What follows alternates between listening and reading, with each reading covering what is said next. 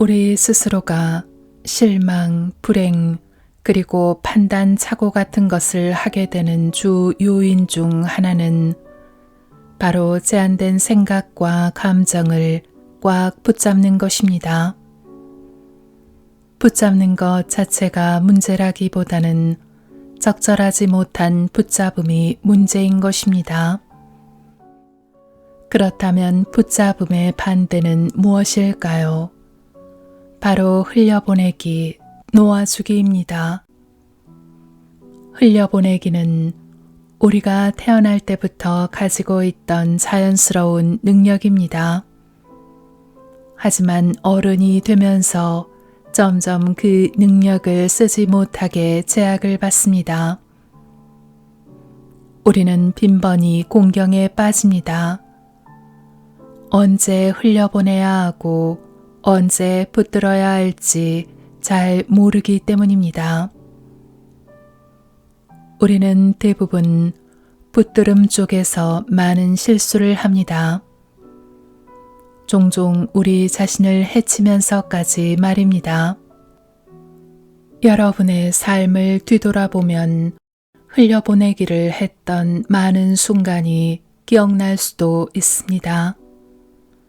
대개 우리는 우연히 혹은 더 이상 물러설 수 없을 때, 그리고 다른 선택의 여지가 없을 때 흘려보내기를 합니다.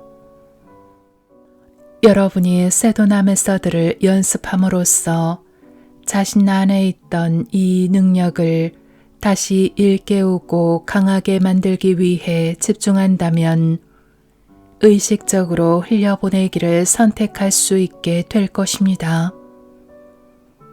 무관심, 슬픔, 공포, 욕망, 분노, 자존심과 같은 비생산적이고 비효율적인 삶에서 용기, 수용, 평화와 같은 생산적이고 효율적인 삶으로 변화하는 것을 알게 될 것입니다.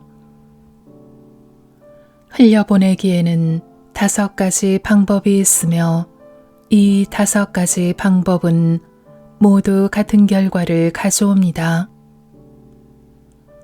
원치 않는 감정이라면 어떤 것이라도 흘려보낼 수 있는 우리의 타고난 능력을 되살려주고 잠재의식 속에 억압된 에너지를 사라지도록 해줍니다.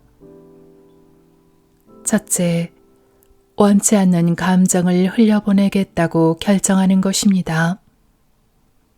둘째, 감정을 환영하며 받아들이는 것, 감정을 있는 그대로 허용하는 것입니다.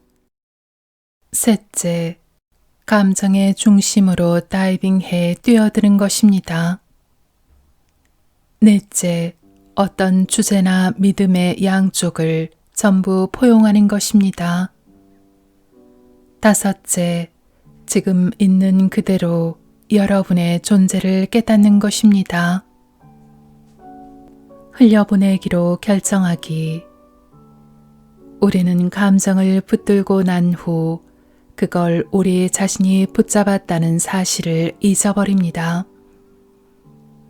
이런 일은 심지어 언어에서도 나타납니다. 우리는 분노나 슬픔을 느낄 때 일반적으로 다음과 같이 말하지 않습니다. 나는 분노를 느껴. 나는 슬픔을 느껴. 대신 이렇게 표현합니다. 나는 화가 나. 나는 슬퍼. 이런 사실을 인식하지 못하면 스스로를 감정과 동일시하는 잘못된 정체성을 갖게 됩니다. 우리는 매우 자주 감정이 우리를 붙들고 있다고 믿습니다. 그건 진실이 아닙니다. 항상 우리가 붙들고 나서 바로 그 사실을 잊어버리는 것입니다. 감정을 환영하고 받아들이기. 감정을 환영하거나 허용할 때 여러분은 자신의 의식을 열어두는 것과 다름없습니다. 그러면 감정이 스스로 떨어져 나갑니다. 마치 구름이 하늘을 지나가듯이 또는 연기가 굴뚝을 통해 올라가는 것과 같습니다. 우리는 감정이 자유롭게 우리를 통과하는 걸 허용하기보다는 너무 많은 시간을 들여 그 감정에 저항하거나 또는 그 감정을 억압합니다. 따라서 감정을 환영하거나 허용하는 것만으로도 우리는 종종 그것을 완전히 흘려보낼 수 있습니다. 저의 학생인 나탈리는 감정이 나타날 때 곧바로 알아차림으로써 힘들이지 않고 흘려보내는 법을 배웠습니다. 그리고 자신과 이런 대화를 했습니다. 지금 불안하니? 난 지금 불안해. 그 불안감을 최대한 느낄 수 있게 그 감정을 받아들일 수 있겠니? 좋아, 한번 해볼게. 나탈리는 짧은 사이에 공포를 극복했습니다. 공포에 저항하기보다 단지 그것을 허용함으로써 급박했던 호흡과 떨림이 사라져버린 것입니다. 그리고 마음이 고요해졌습니다. 감정의 중심으로 뛰어들기. 물건을 잡은 뒤 그것이 최대한 커지는 것을 상상해 보세요. 그렇게 상상하다 보면 그것이 마치 텅 빈 공간처럼 보일 것입니다. 여러분은 심지어 분자와 원자 사이의 공간도 보게 될 것입니다.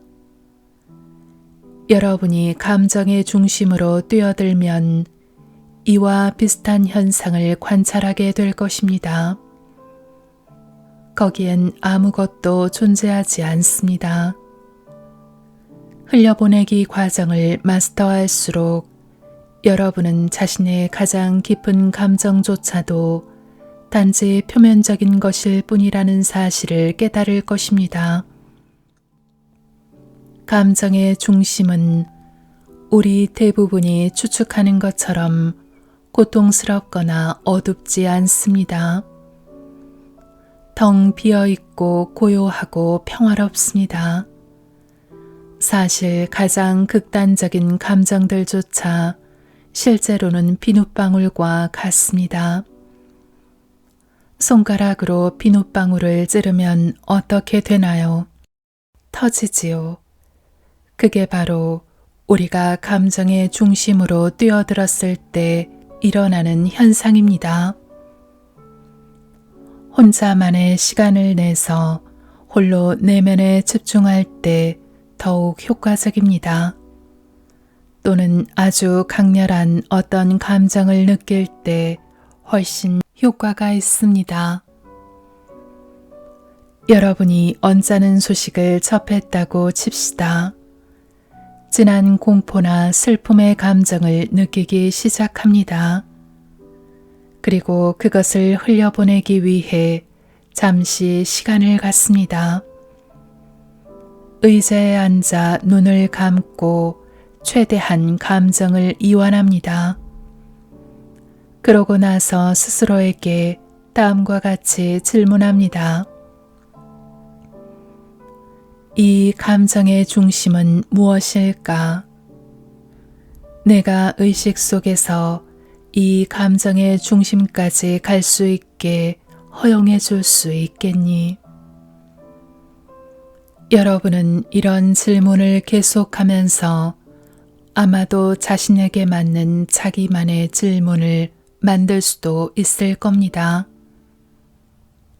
감정의 중심으로 다이빙해 들어가는 자기 모습을 상상할 수도 있습니다.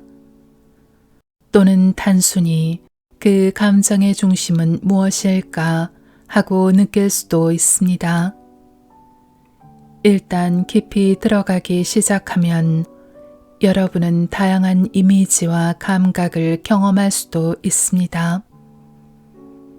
또 일시적으로 감정이 확대되고 강해지는 것을 느낄 수도 있습니다. 그럴 때는 스스로 질문을 계속하세요. 내가 더 깊이 들어갈 수 있을까?